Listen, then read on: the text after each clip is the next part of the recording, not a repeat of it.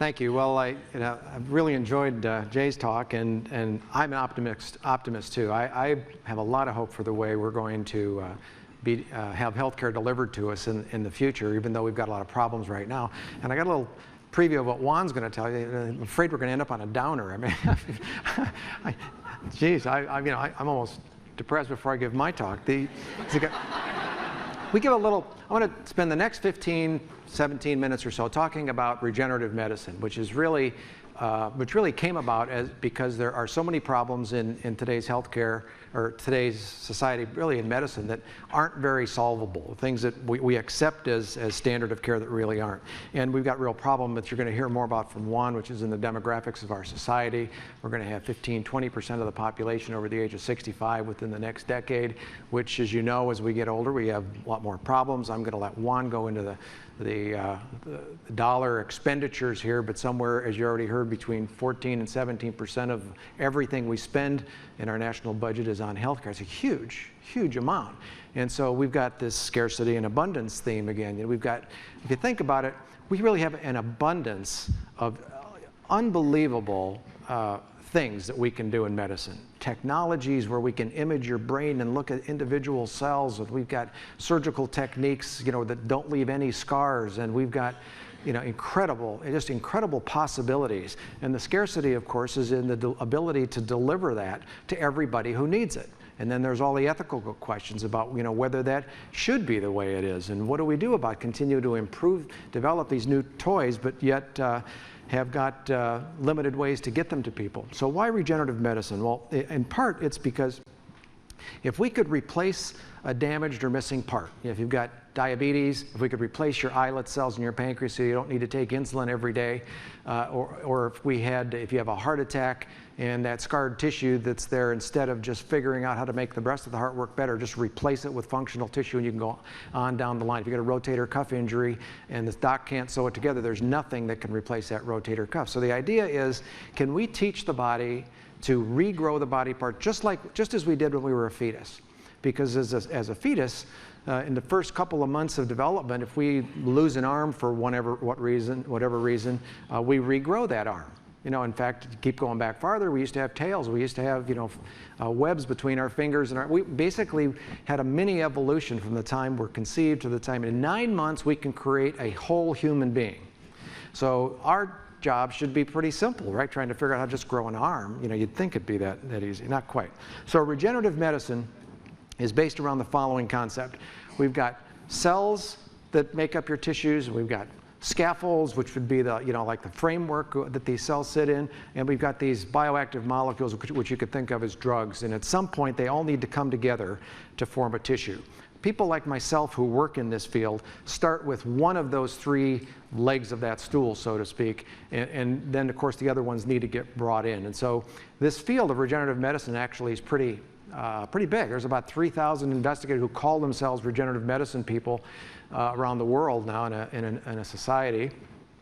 And that doesn't count the people who work in stem cell biology or the healthcare delivery people, which in one way or another should be involved. So let me give you a little bit of a hint of how the field's been going. If you want to rebuild a tissue or organ, you either start with those cells or the scaffold or these factors. The typical approach for this field, which began in the early 90s, was to take your combination of that, put them in some sort of a bioreactor outside, and then take it to the patient. You know, grow an ear and put it on you. You know, I don't know how many of you remember that picture about 15 years ago. It was a human ear growing on the back of a mouse. You know, that was one of the earliest things in the field in front of USA Today.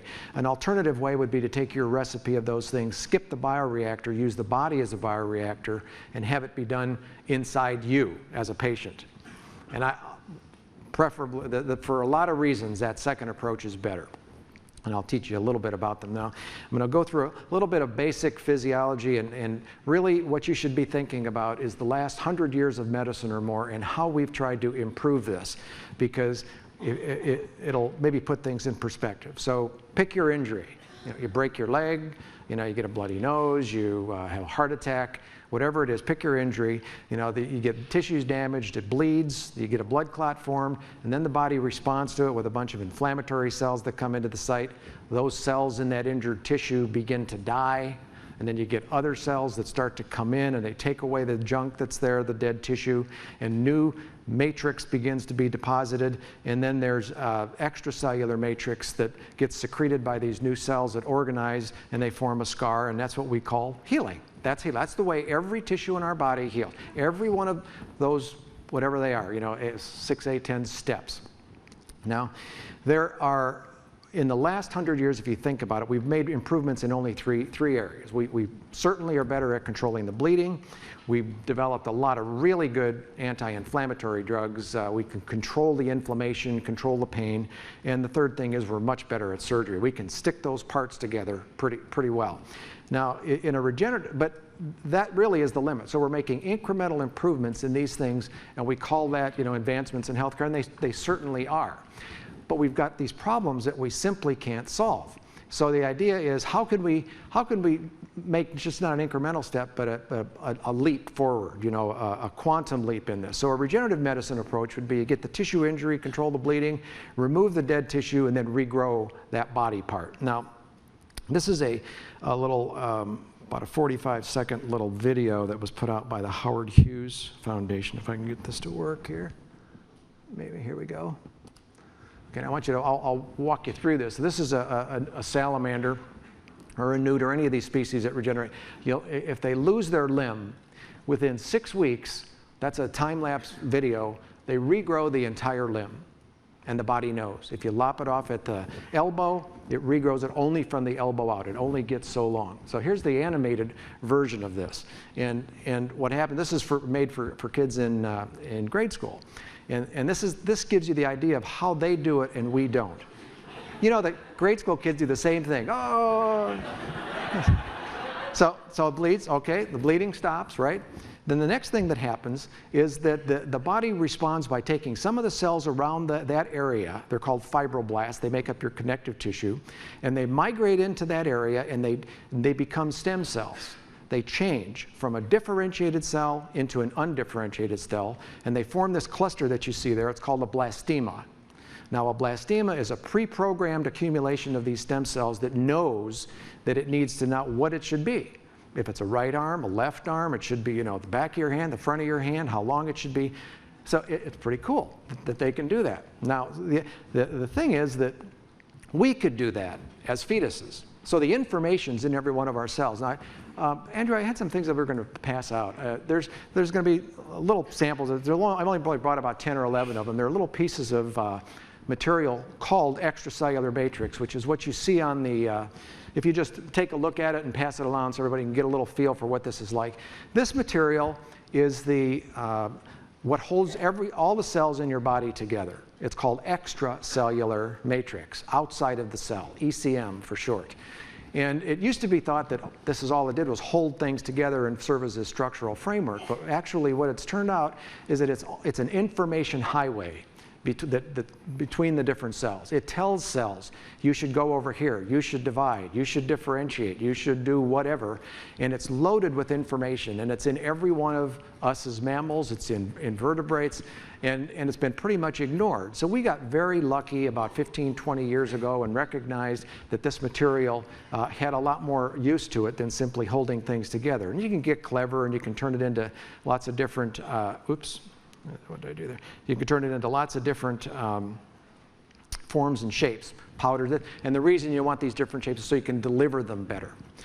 Now, I'm going to give you 4 examples of what this material can do. Now, what you're seeing is a result of about 20 years worth of work by literally hundreds of people. I'm simply the messenger here. The real smarts are the people who are around you. The message of a successful person, I think, is recognizing that that they can surround themselves with people that are smarter than them, and that has truly been the case for me. I've been very lucky to be associated with some very bright people. Now, some of these pictures are a little graphic, and I debated whether to put these in or not, and I decided the only way I can make this point is to put them in. So if you're a little bit squeamish, you can turn around, shut your eyes, leave the room. You're not going to insult me. They're not that bad, but they're nothing like what the last thought was. So this is the urinary bladder, and there's a piece of material. Let's see, is there a pointer up here?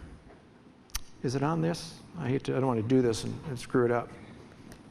That's all right. Oh, there we go. Thank you. Okay, so this is the bladder, and there's a hole been created in it, and there's a piece of this extracellular matrix that's put along that hole in that bladder, and it's put over. The bladder is filled. You can see right through it. Now, if you have cancer of the bladder and they have to take there's no solution for it right now. You either have to take the bladder out, you're left with a very modified quality of life, or you die. I mean, it's one of the two. Now, 28 days later, that bladder looks like this. And everything between this black spot, which are the sutures holding it here, here, and here, was that piece of acellular, extracellular matrix. And I'm going to give you a little bit of a histology lesson here. Now, if you did not put this matrix there and simply brought it together, or took a simple piece of some sort of a surgical mesh and put it there, what you would end up with is this. This is scar tissue. Now, you're looking at a histologic section, what it looks like under a microscope. This is nothing but scar tissue. There's no lining on the inside of that bladder. And I want to show it to you for comparison purposes, because if you put that material there, this is what surprises. This experiment that I'm showing you was done about 18 years ago. This is a type of a stain. Up at the top is the inside of the bladder, and these red cells here are the normal cells that line the bladder, and the red cells down here are muscle cells, and then these are connective tissue. There's a whole bunch of blood vessels in here. Now, what we did was, the fundamental message is we changed the way that everybody in this room would normally respond to injury. Remember that sequence of events, the inflammation and the scar tissue and all that. Something was signaled to the body to do that. Now, if you follow this over time, those muscle cells down here start to accumulate. They look like that, and by a year, it looks like this. These are the muscle cells on the outside of the bladder. This is a submucosal layer, and then the inside. Now, I showed you that other one because this looks a lot different than that scar tissue. This isn't a normal bladder, but it's a reconstructed bladder. And to show you that this works that it was actually functional, another person repeated this experiment at Ohio State. His name was John Pope, and he showed that there not only did the I lost my pointer here. Not only did the muscle cells work, but they had nerves that came down and actually attached to them. So it was an innervated, almost normal sectional bladder. This is from a lady who had her 70% of her bladder removed and replaced with the same material, to show that the same things that we predicted from our preclinical studies in the lab actually happened in people. So this is the muscle layer that forms. So she, instead of having a quality of life that was very compromised, where her ureters would be hooked up to her colon and they wouldn't even have a bladder, she now has basically a normal quality of life. So example number one. Second example. This one's a little bit more graphic. This is a soldier from Iraq. This was a medic. 2.5 years ago, an innovative explosive device took out all of his quadriceps muscle. And yet everything in his hip was left and everything in his knee was left. But he had no muscle there to make them work. So we taken a different form of the same matrix material, and we've applied it underneath there. And I'm not going to show you the pictures between, but this was the post-surgical picture.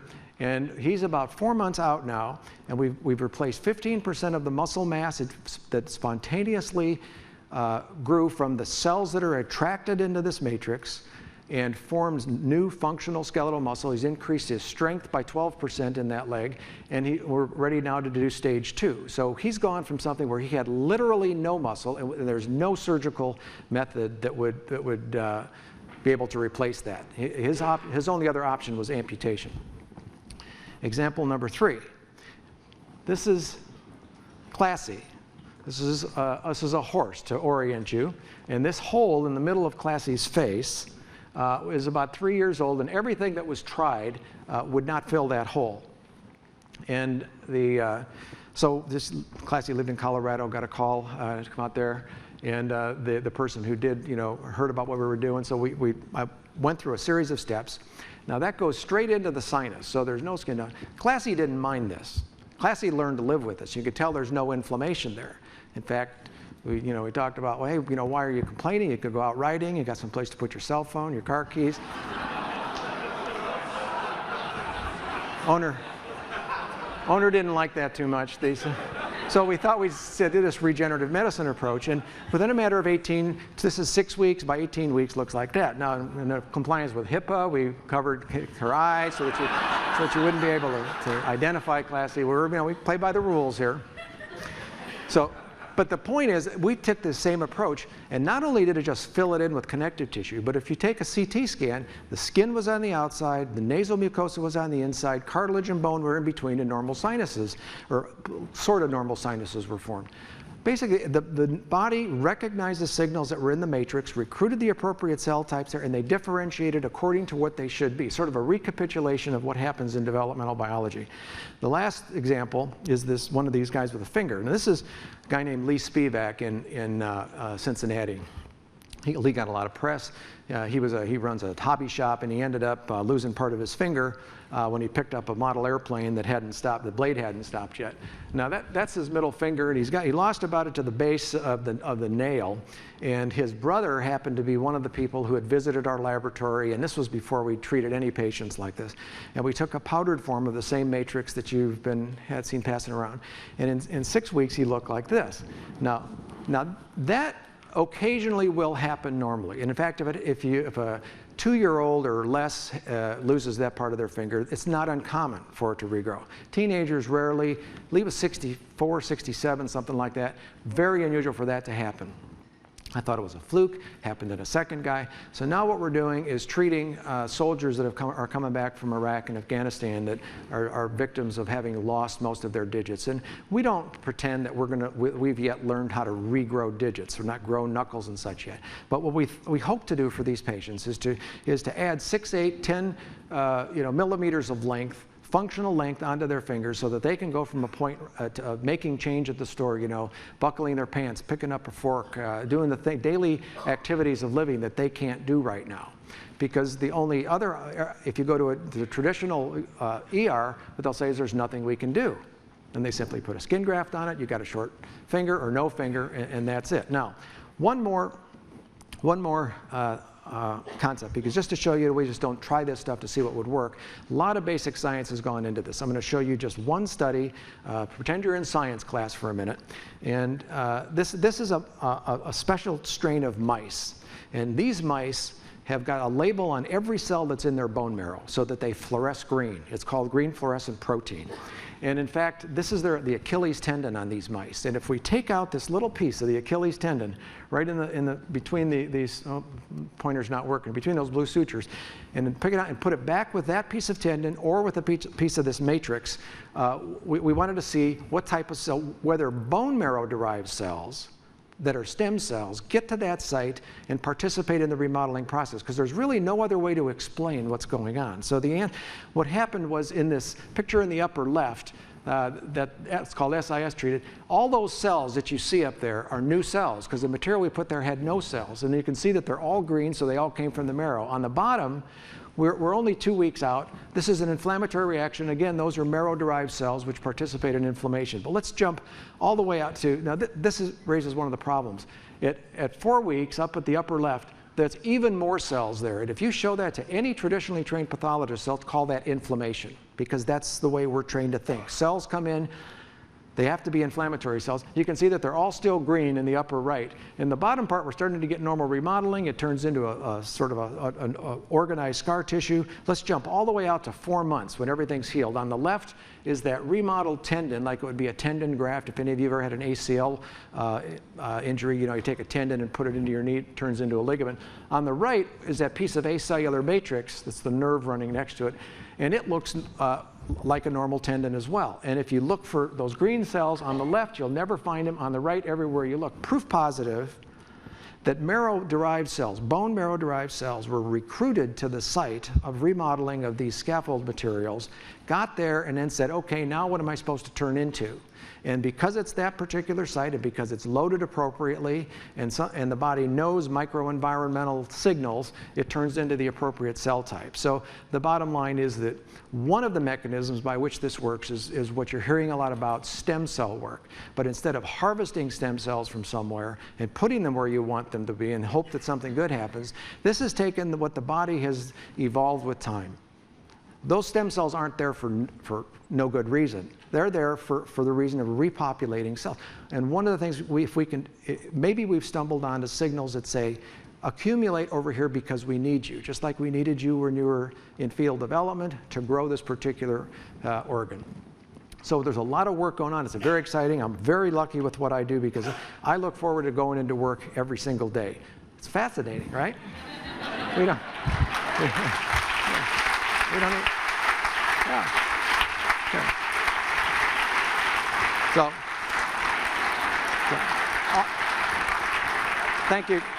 thank you very much. I really appreciate your attention. Thank you, Andrew.